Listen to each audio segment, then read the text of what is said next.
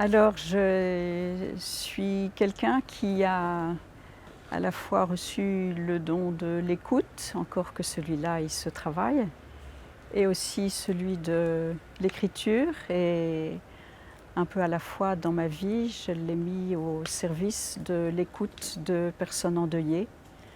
Euh, c'est un peu une vocation tardive, on va dire, puisque cela fait que 15 ans que je fais cela.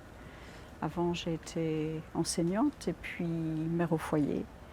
Et voilà, une fois que j'ai réalisé l'impact qu'avaient fait sur moi différents deuils que j'avais vécus depuis mon enfance, des deuils successifs, toujours soudains, eh bien, je me suis dit que la meilleure façon de m'en sortir, c'était peut-être justement de travailler cette question du deuil et de la mettre au service de l'écoute.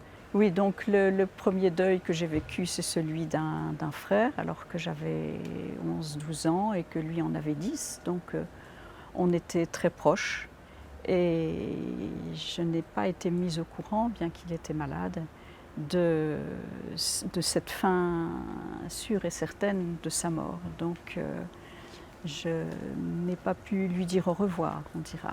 Et c'est avec le temps que ce poids de l'absence de revoir m'a, disons, pesé. Et quand on est dans une situation comme ça prend beaucoup de temps. J'avais deux sœurs, deux petites sœurs, donc effectivement je suis une grande sœur, j'étais l'aînée d'une famille de 5. Et aujourd'hui, il me reste un frère. Nous restons une fratrie de 2, ce qui veut dire que nous avons 2 sœurs, mon frère et moi, nous avons 2 sœurs qui sont décédées. L'une qui a décidé de mettre fin à ses jours à l'âge de 40 ans, et l'autre qui, après une maladie contre laquelle elle a beaucoup lutté, son corps a fini par déclarer forfait, alors qu'elle était sûre qu'elle allait pouvoir vivre très longtemps, alors qu'elle avait des enfants. Et donc tous ces deuils, c'est aussi ceux d'une famille, c'est aussi ceux de ma mère. Et ensemble, nous avons aussi dû vivre la mort de notre père, donc de son mari. Donc ça fait beaucoup de deuil dans une famille. Mais je dirais qu'au fil du temps, je suis de plus en plus vivante parce que est-ce que c'est le contact avec eux dans l'au-delà? Est-ce que c'est le fait d'avoir su faire cette distinction un peu à la fois entre eux qui étaient partis et moi qui étais ici et qui avait quelque chose à faire? Mais voilà, puis je suis quelqu'un de plutôt qui aime bien rire, donc tout en sachant que j'ai aussi beaucoup pleuré, peut-être en me cachant, j'ai aussi beaucoup ri. Et c'est ça la vie, en tout cas pour moi, qui reste. Et donc il y a une partie de mon temps que je consacre à l'écoute parce que ça c'est naturel. Enfant, j'avais une foi très profonde. Déjà avant le décès de mon frère, j'étais une petite fille très croyante, même adolescente aussi, on se moquait de moi parce que j'aimais bien l'évangile. Alors bon, pendant tout un temps, j'ai mis cela de côté en me disant, bon, eh bien, puisque c'est pas bien reçu, je vais essayer de... En même temps, j'avais une grande tristesse, donc je me suis dit, je vais essayer de vivre sans cette foi qui a l'air d'être pesante pour tout le monde. Et je dirais que ça a été pire. Donc j'ai eu la chance à l'âge de 35 ans, de revenir à la foi chrétienne. Et alors là, comme je fais jamais rien à moitié, j'ai vraiment découvert le Christ qui pour moi est devenu un ami. Et donc je dirais que ce qui me rend vivante, c'est peut-être cette relation au Christ et aussi cette relation avec tous les membres de ma famille qui sont déjà dans l'au-delà et à qui je parle volontiers. Par exemple, lorsque ma sœur a mis fin à ses jours, je n'étais pas contente. Je l'ai... C'était ma petite sœur, comme une grande sœur, je me suis chargée de me fâcher contre elle. Ce n'était pas mon rôle, mais en tout cas, cette émotion de la colère, directement, je l'ai vécue. Et puis un peu à la fois, ça s'est apaisé. Et aujourd'hui, je lui parle. Quand il y a des souvenirs communs qui remontent, eh bien voilà. Avec mon autre sœur, comme j'habitais à l'étranger, nous n'avions pas toujours beaucoup de contacts, mais voilà, le contact est présent. Et donc, voilà, avec mon père aussi, à travers l'écriture aussi. Et puis bon, ce n'était pas les seuls décès. Il y a eu, mon frère a malheureusement perdu son épouse récemment. Donc lui était déjà impacté par les mêmes événements que les miens et il a eu à vivre cette séparation très subite et très douloureuse pour lui. Et ce que je fais à chaque fois que quelqu'un de proche comme ça décède, c'est que je lui écris une lettre dans laquelle je rappelle les bons souvenirs, les moments de découverte lorsque ce sont des personnes que j'ai découvertes plus tard, comme mon belle-sœur.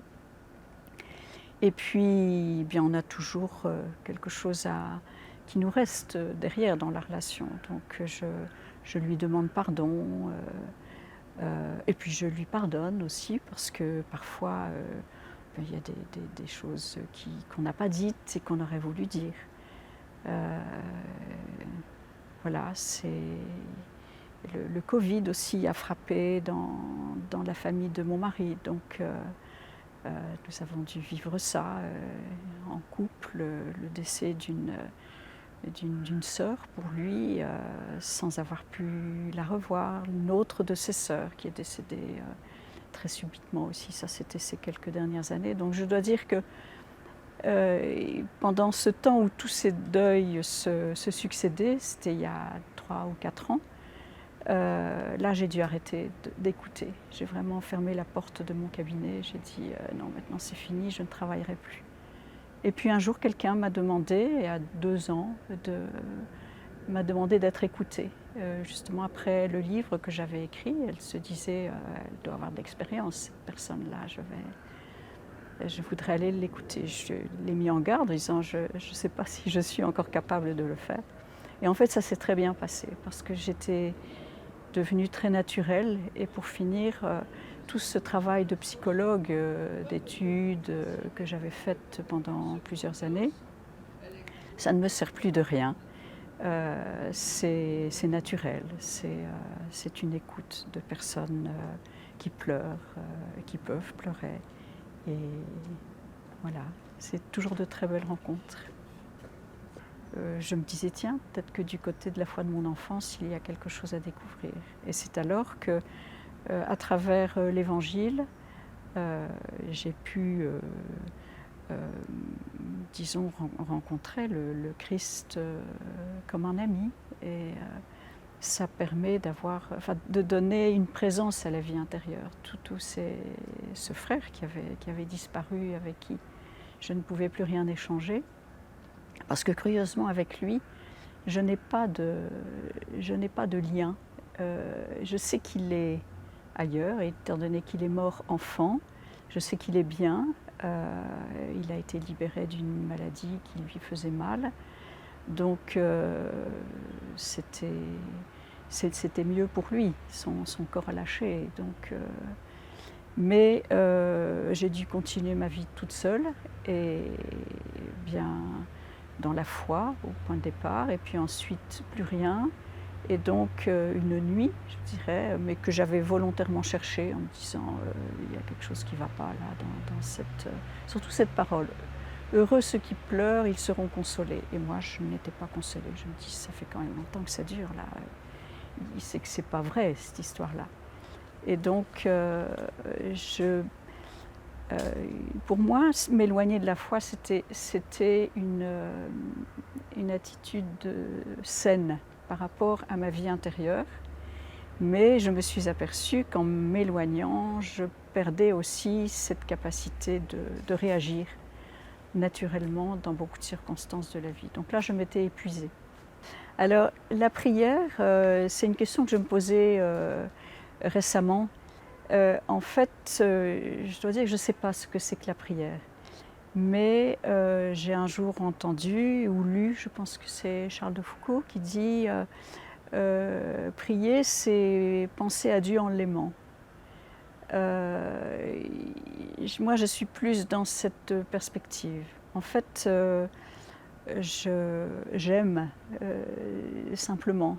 Quand je vois mes petits-enfants, je les regarde et je trouve ça extraordinaire. Ils jouent, ils s'amusent, ils rigolent. Je les aime. Quand je vois mon mari le matin au petit déjeuner, je le regarde. On n'est pas forcément toujours de bonne humeur, mais il arrive un moment, je me dis, mais en fait, cet homme-là, je l'aime. Alors ça, ce sont les vivants. Maintenant, pour ce qui est de ceux qui sont morts, je les aime et je leur parle en les aimant. Pour moi, c'est ça la prière. Et c'est vrai que, alors il y a l'Eucharistie aussi évidemment. Il fut un temps où j'avais la possibilité d'aller tous les jours. Maintenant, c'est le dimanche et c'est un moment, je dirais même si mon esprit s'en va, pour moi c'est un moment de ressourcement. Avec toutes ces paroles qui sont dites, elles sont toutes essentielles. C'est magnifique ça. Parfois le Notre Père, Notre Père en fait je le dis simplement, je dis la première parole, Notre Père, c'est ma prière. Et je ne sais pas rester à genoux, moi je suis toujours debout dans la cuisine à faire quelque chose ou dans la maison, je couche, je sais pas, enfin, c'est peut-être un reste de l'évitement dans lequel j'ai longtemps vécu, mais l'évitement, oui. C'est-à-dire? Eh bien, lorsqu'une situation est difficile, plutôt que de l'affronter, j'évite. Donc, je fuis. Le cimetière, par exemple, c'est un lieu très, très beau. Ici, en tout cas, celui dans lequel on est, mais pour moi, qui ai le souvenir d'être allée chaque année au cimetière au mois de novembre, c'est un lieu que je fuis. On y entre, on est accroché à sa plante et puis on la dépose et on s'en va. Et moi, je ne sais pas prier, là. C'est pas... Par contre, je connais des personnes qui aiment beaucoup être dans le cimetière, un lieu apaisant pour elles. C'est un lieu du repos, oui. Mais moi, je ne suis pas quelqu'un de repos. Je ne sais pas comment je ferais le jour où je devrais rester assise. Je pense est-ce qu'il y a une méthode? Je ne sais pas. Disons qu'il y a des étapes nécessaires. Et quand je dis que le deuil de la mort de mon frère a pris 50 ans, il y avait beaucoup de périodes où je n'y pensais pas. Mais ce qui a été important, c'est l'étape de sortie du déni. Le déni, en fait, c'est quand on n'en parle pas. Et quand on ne parle pas, on ne peut pas avancer. Lorsqu'il y a eu une relation qui s'est interrompue, elle doit pouvoir se poursuivre et se conclure. Et si on ne peut pas la conclure avec une personne, la personne même avec qui ça s'est passé, je pense qu'il vaut mieux la conclure avec un interlocuteur. Et donc, il y a des personnes spécialistes pour ça, qui écoutent les personnes endeuillées. Il y a des psychologues qui écoutent, mais qui parfois peuvent elles-mêmes avoir peur de la mort. Donc, parfois, ça ne se passe pas trop bien d'aller voir des personnes comme ça. Mais il y a aussi les personnes qu'on rencontre dans la rue ou bien pas des gens trop proches du même deuil, parce qu'eux-mêmes sont pris par leurs émotions et pourraient se mettre, ne pas savoir la maîtriser. Il ne faut pas maîtriser ses émotions, il faut pouvoir les vivre. Ici, quand je parle de tout cela, je ne maîtrise pas l'émotion. Je l'ai comme il me reste des éléments d'émotion à l'intérieur de moi-même, je peux les situer, mais je n'envahis pas les autres avec. Et donc, je peux écouter quelqu'un qui va dire « je ne suis pas d'accord avec ce qui s'est passé ».